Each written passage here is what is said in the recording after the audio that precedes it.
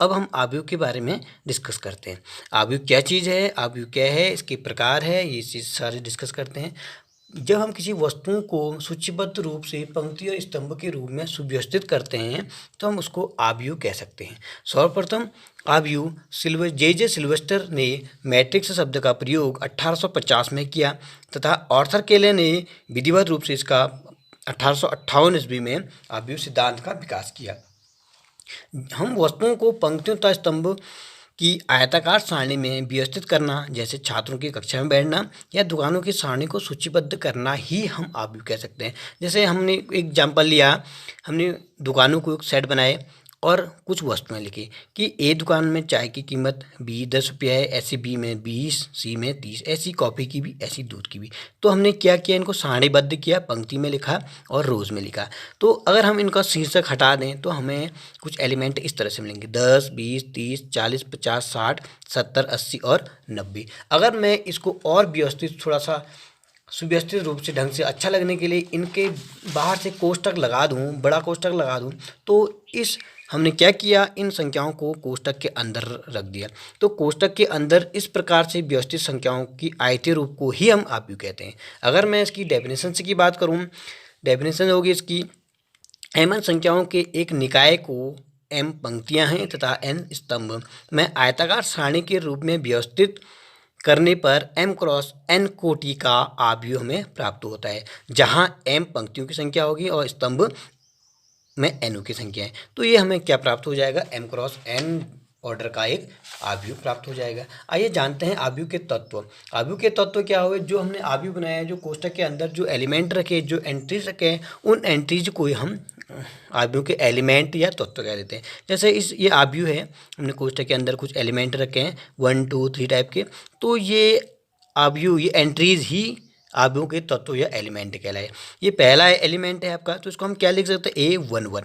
A11 का मतलब कि ये पहली पंक्ति और पहला रो। तो इस प्रकार ये हो जाएगा आपका पहली पंक्ति सेकंड रो, पहली पंक्ति थर्ड रो। अगर मैं इसको कहूँगा A11 की पहली पंक्ति पहला रो, A12 पहली पंक्ति सेकंड रो, तो 2 हो जाएगा। अगर मैं इसकी बात करूँगा, ये हो जाएगी आपकी तीसरी पंक्ति और पहला रो। तो इस प्रकार हमें ये आव्यूह के तत्व मिलते हैं। और अगर मैं इसका एक जनरल एलिमेंट की बात करूँगा, जिसको हम AIJ लिखेंगे, I फॉर रोज और J किसको शो करेगा, कॉलम को। तो पहला रो को शो करेगा जबकि J कॉलम को शो करेगा। आइए आव्यूह का निरूपण करते हैं। आव्यूह को हम प्रायः अंग्रेजी वर्णमाला के बड़े अक्षरों से शो करते हैं, जबकि उनके तत्वों को अंग्रेजी के स्मॉल लेटर से और सुफिक्स के साथ, मतलब IJ के आपके क्या होंगे, सुफिक्स। जैसे मैंने लिखा A कैपिटल लेटर में आव्यूह को शो किया, हम आव्यूह को बड़े कोष्टक के अंतर्गत इस प्रकार लिख देते हैं। हम आव्यूह को ऐसे भी शो कर सकते हैं सिंपल कोष्टक के अंदर से, या फिर 2-2 लाइन खींच के ऐसे भी शो कर सकते हैं। जनरली हम आव्यूह को इस फॉर्म में पढ़ते हैं, कैपिटल लेटर में A लिखेंगे और एक बड़ा कोष्टक लगाएंगे, उसके अंदर एलिमेंटों को रखते हैं। ये तो हो गया आव्यूह का निरूपण। आइए देखते हैं आव्यूह के प्रकार। कुछ टाइप्स हैं आव्यूह के, कौन कौन से टाइप हैं देखते हैं। पहला हम प्रकार पढ़ेंगे आयताकार आव्यूह। जब हम आव्यूह में पंक्ति और रो की संख्या अलग अलग हो जाए, मतलब पंक्ति और रो M और N अलग अलग हो जाए, तो उसको आयताकार आव्यूह कहेंगे। जैसे हमने ये एक आव्यूह बनाया, इसमें 1, 2, 3, 4 तो स्तंभ हैं और पंक्ति कितने हैं, 2 हैं, तो ये आयताकार रूप में दिख रहा, इसको आयताकार आव्यूह कह सकते हैं। आयताकार आव्यूह 2 प्रकार के होते हैं। क्षैतिज आव्यूह, जब ये आपका आव्यूह क्षैतिज रूप में हॉरिजेंटली हमें मिले तो हम उसको क्षैतिज वाला कह सकते हैं। क्षैतिज में क्या है, क्षैतिज में जब पंक्तियों की संख्या, जब स्तंभों की संख्या पंक्तियों से ज़्यादा होगी तो वो हमें क्षैतिज रूप में दिखेगा। ऐसे ही ऊर्ध्वाधर में वो खड़ी रूप में हमें वर्टिकल दिखाई देगा। जब पंक्ति की संख्या स्तंभों की संख्या से अधिक हो तो वो ऊर्ध्वाधर आव्यूह हो जाएगा। आगे बात करते हैं वर्ग आव्यूह। वर्ग आव्यूह क्या होगा, जब आव्यूह में पंक्ति और रो की संख्या बराबर हो जाए, मतलब M क्रॉस N, मतलब M बराबर N हो जाए। दोनों जैसे हमने ये बनाया, इससे पंक्ति 2 पंक्ति है 2 रो है, तो ये वर्ग आव्यूह होगा। ऐसी पंक्ति आव्यूह, मतलब रो मैट्रिक्स से क्या हो जाएगा, जो एक ही रो है, चाहे स्तंभ कितने हो तो उसको हम पंक्ति रो कहेंगे। ऐसे स्तंभ की बात होगी जब एक ही स्तंभ हो ओनली, चाहे रो 3 है, इसमें कोई फर्क नहीं पड़ेगा उससे, लेकिन सॉरी कॉलन एक ही होना चाहिए, एक ही स्तंभ होना चाहिए, उसको स्तंभ आव्यूह कहेंगे। ऐसे शून्य आव्यूह ऐसा आव्यूह जिसमें सारे के सारे एलिमेंट जीरो हो जाए, शून्य आव्यूह कहलाएंगे। अब है नेक्स्ट है इंपॉर्टेंट ही है ये इकाई और तत्समक आव्यूह, जिसको हम यूनिट आइडेंटिटी या यूनिट वेक्टर कहते हैं, जिसमें ऐसा वर्ग आव्यूह, ये वर्ग आव्यूह होगा आपका, अर्थात स्तंभ और पंक्ति की संख्या बराबर होंगी।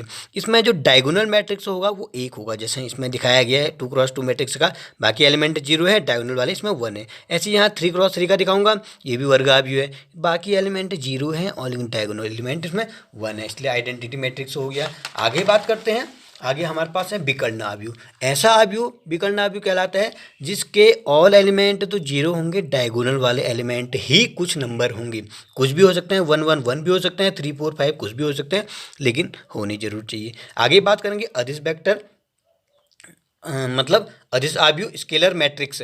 इसमें होगा ये विकर्ण आव्यूह की तरह, लेकिन इसमें विकर्ण के एलिमेंट सेम होने चाहिए, 1 1 भी हो सकते हैं, 2 2 भी हो सकते हैं, 3 3 भी हो सकते हैं और सेम होंगे। आगे बात करते हैं त्रिभुजीय आव्यूह। त्रिभुजीय आव्यूह ऐसा आव्यूह देखने में त्रिभुज जैसा लगेगा, जैसे हम आव्यूह को रेक्टेंगल कह रहे हैं, अगर हम रेक्टेंगल को डायगोनल से काट दें तो वो 2 त्रिभुज में बढ़ जाता है। ऐसे ये 2 त्रिभुजीय आव्यूह होंगे, एक ऊपरी त्रिभुजीय और एक निम्न त्रिभुजीय। ऊपरी आव्यूह का मतलब, ऊपरी त्रिभुज का मतलब अगर मैं इसको डायगोनल में तोड़ूं तो ऊपर वाले त्रिभुज के एलिमेंट नॉन जीरो होने चाहिए, बाकी नीचे वाले जीरो हो जाए, तो उसको ऊपरी त्रिभुजीय आव्यूह कहेंगे। ऐसे निम्न त्रिभुजीय आव्यूह क्या होगा कि डायगोनल से नीचे वाले आव्यूह आपके नॉन जीरो होने चाहिए, और जबकि ये नॉन जीरो होने चाहिए और ये आपके जीरो होने चाहिए। ये नॉन जीरो मतलब 2 3 कुछ भी हो सकते हैं, ये आपका निम्न त्रिभुजीय आव्यूह होगा। अब हम बात करते हैं उप आव्यूह। ऐसा आव्यूह जब हम किसी आव्यूह के पंक्ति और स्तंभों को छोड़ के जो भी आव्यूह बनता है उसको उप आव्यूह कहते हैं। जैसे हमारे पास ये आव्यूह था, हमने इस कॉलम और रो को छोड़ा तो हमारे पास 5 6 8 9 बचा, ये 5 6 8 9 बचा, ये तो हो गए हमारा उप आव्यूह। हमने आज आव्यूह के बारे में पढ़ा, आव्यूह की डिस्कस करे, प्रकार पढ़े, तत्व पढ़े। अगली वीडियोज़ में हम इससे संबंधित एक्सरसाइज 3.1 पे डिस्कस करेंगे। थैंक्स।